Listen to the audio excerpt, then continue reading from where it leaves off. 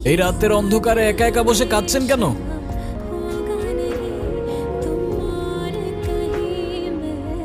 কারোর জন্য অপেক্ষা করছেন নাকি কারোর হাত থেকে পালাচ্ছেন?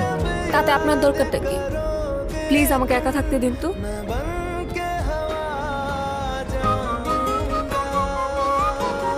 এত রাতে একটা মেয়ে একা একা বসে কাঁদছেন। একা থাকতে দিলে পরে কোনো প্রবলেম হলে আমার অনুশোচনা থেকে কি আপনি বাঁচাতে আসবেন আমায়? আমি কেন আসতে যাব? তাহলে কোথায় যাবেন বলুন, আমি পৌঁছে দেই। জাহান্নামে। জাহান্নামে? ওকে, মনে করুন নিরাপদে পৌঁছে দেওয়ার দায়িত্ব আমার।